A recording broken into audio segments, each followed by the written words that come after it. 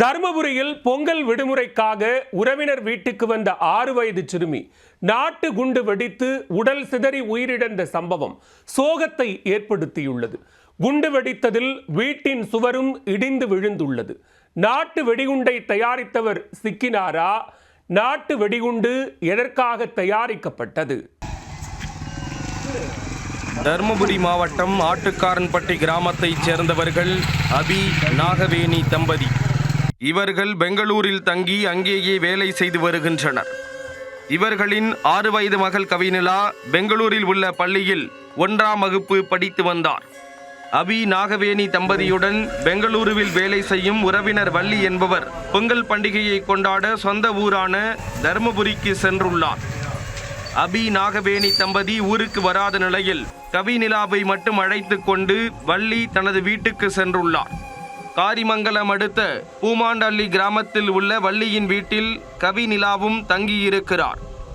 அப்போது சிறுமி கவினிலா அருகில் உள்ள தருமன் என்பவரின் வீட்டின் மொட்டை மாடிக்கு சென்று விளையாடியிருக்கிறார்.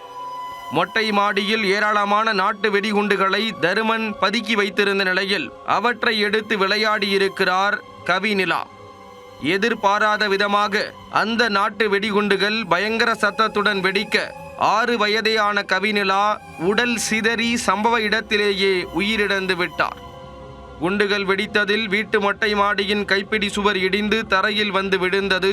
வெடிகுண்டு மற்றும் சுவர் இடிந்த சத்தம் கேட்டு அருகே இருந்தவர்கள் ஓடிச் சென்று பார்த்தபோது கட்டிட இடிபாடுகளுக்கு இடையே சிறுமி இறந்து கிடந்துள்ளார்.